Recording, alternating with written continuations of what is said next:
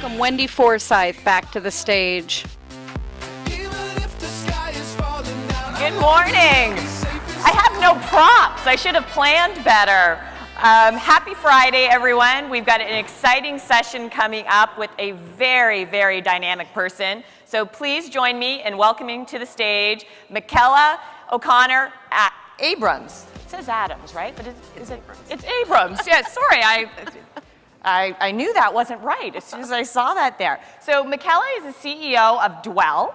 So Michaela, thank you for being here with us. Pleasure. And can you tell the group a little bit about what you do at Dwell? Sure. So I'm the CEO of Dwell, and really what that means, other than chief cook and bottle washer, is the person who is responsible for making sure that the way in which we founded this company 15 years ago continues, starting with a magazine, now on 12 platforms, including real estate, and making sure that we focus on a community of people. In our case, it is the most affluent, design-centric consumer in the United States, and making sure that they have access to great design and information anywhere, anytime, any place, and in any form.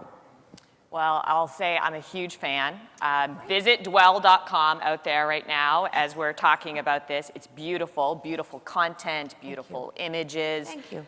But besides all the beauty, you know a lot about the consumer, and you have a lot of information that's very relevant to us in the real estate profession around the persona of what you call the new affluent. Correct. So tell us a little bit about that person. Okay, so when you start a company not based on a product, not based on a platform, there was never a magazine in the middle of this model, even though the magazine is the founding platform of the company. We really behave more like a research company, believing that when you gather and identify a community of people that you know you want to serve, that you feel are underserved, then you are really able to understand more about what you do to publish a magazine that has an absolute unique proposition for that community.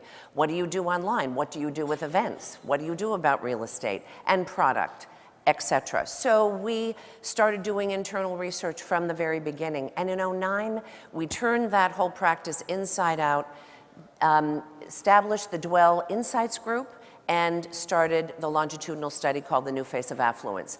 8.8 million heads of household who plan to spend in excess of $700 billion on everything above and beyond food and shelter. So we knew that there were plenty of research companies, and all of you have access to myriad research sources. Say that 10 times fast. And so it wasn't about wanting to yet create a different panel and a different way to track a demographic. It was the attitudes and behaviors. What really makes these people tick? And since we knew that from the platform, we knew we wanted to help design professionals, real estate professionals, and our marketing partners. So there's a vast amount of knowledge you've collected about the new affluent. What are two things that this audience should know about this demographic? Okay. Probably the first thing, is that they don't like the word luxury, but they love the word prestige. They love everything that has a gravitas. The fact of the matter is the denotation of the word luxury is temporary satisfaction of great things and pleasure.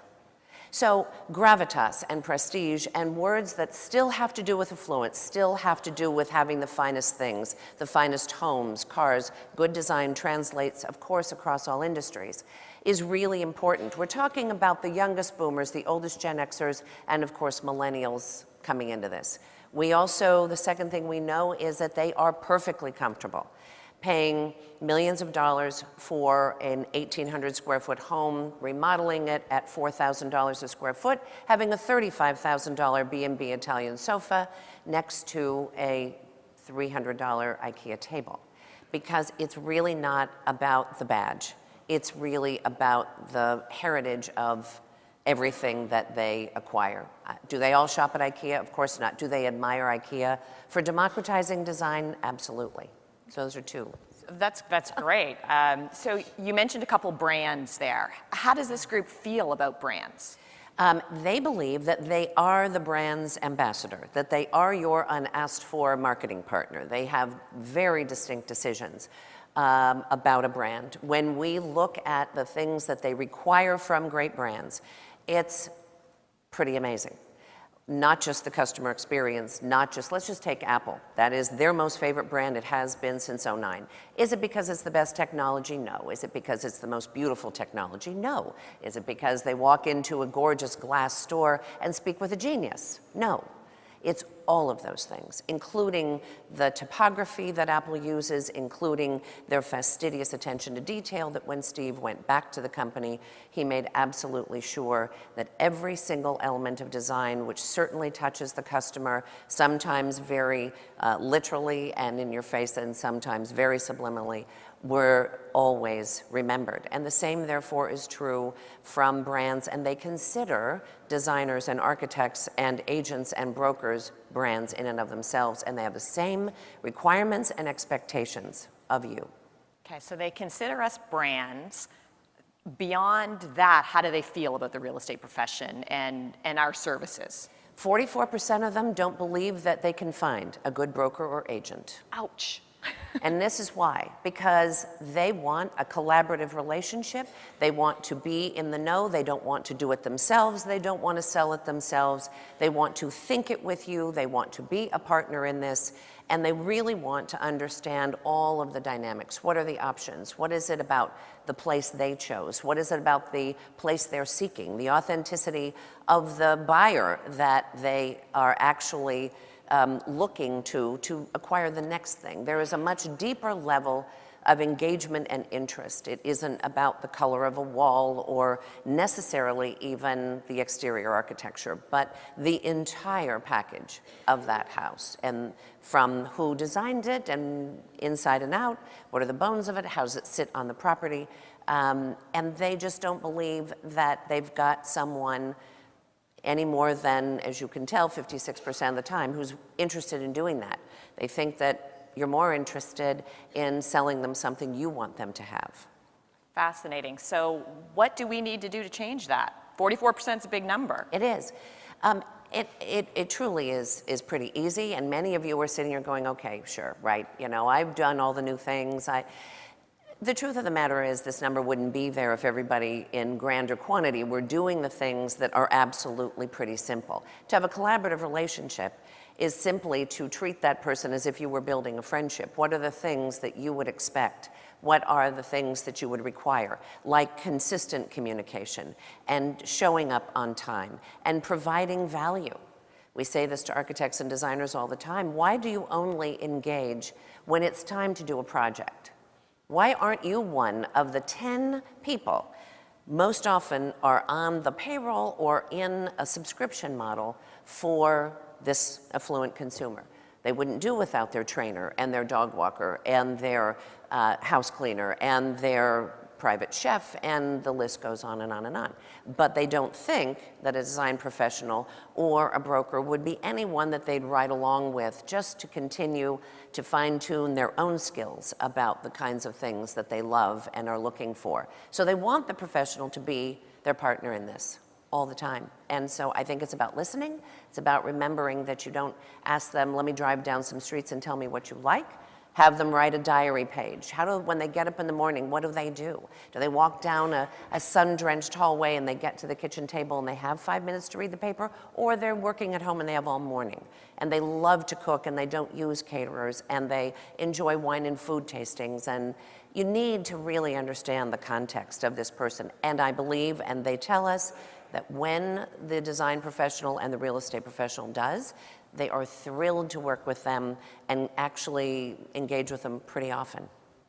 And how do they equate then value for our services? Are they willing, how do they feel about that? If we're providing what they're looking for, how does that equate into compensation? So parsing that percentage has been what everybody has had a problem with, right? Like, well, how much am I going to pay? Well, why should I be paying that much if I'm going to pay $5 million or $10 million for this house? And I think that's not enough. And they don't ask about percentage anymore when they are completely connected with you in a way that obviously shows that they trust you, that they couldn't do this without you, And then, honestly, it's more than worrying about a percentage. It's about what else can I do to engage with this person. Maybe I should actually have this person kind of as with my designer on some kind of an ongoing stipend so that I understand that they will always be looking for me for that second home, for the pied-à-terre, for the off-the-grid cabin. What does that look like? And so we find that they are absolutely not price sensitive. With regard to real estate specifically, price with regard to the fees that they pay is 5th on the list. What's first on the list? First on the list is collaboration and understanding. Okay, well, that's a great list. Nice to know that compensation is 5th there, because we talk so much about that. Absolutely. But we're focusing on the wrong thing, right? We're competing on value or price, and value is really what they're looking for. Absolutely. Fascinating. Absolutely. Tell us a little bit about the philosophy of modern and what that means. Yeah. So how many people know Dwell Magazine or been to dwell.com or, okay, obviously not enough. I need to put We're going to change out that. everywhere. They're all on dwell.com now. Yeah. So the truth of the matter is it's about modern architecture and design, but what we mean by modern is not a style. It's a philosophy. It is simply put, the founder's quote is, "We owe it to ourselves as a culture to have an architecture for our time, one that is distinctly optimistic, one that connects us with our environment, our communities, and our homes." So if you have a 1924 Tudor, by all means, we're not suggesting that you mow it down and build some, concrete monolith or with steel windows. That's what we hear often. Like, does that really mean I shouldn't have, It's about living as appropriate for this century. So enjoy that magnificent 1924 Tudor. Make sure you live in it as it's appropriate for this century, meaning don't go in and redesign it as if we were living almost 100 years ago. Countries who have hundreds of years more history in architecture wouldn't dream of doing that. The Italians probably being the best example. So it really is a philosophy. And we celebrate architecture and design of all kinds, sometimes transitional, but we consistently talk about the ideas and the engagement and the inspiration around design that is so elemental to people appreciating architecture and the practice of architecture and design. That's great, and it fits so nicely into what most of us have a passion for, which is helping people and homes and architecture and design and the physical structure. Yeah. So leave us with some final advice on how this audience can better connect with the new affluent. Okay, so it's really important that you think about attitudes and behaviors and not look at statistics and quantitative analyses and demographics when you are looking at zip codes, when you are looking at people that become your next favorite client. The connections that are going to all the time be the most lucrative for you and therefore have incredible dividends, because that one client who thinks that you are the greatest thing since sliced bread has plenty of friends. And I know you've already found this, I'm sure. But this group of people wants to, even when you identify that they have tens of millions or hundreds of millions of dollars, they want to be treated just the same as the person who has far less than they. So don't try and sell them the largest home. Don't try and find a way to make sure that it is selling them the grandest thing.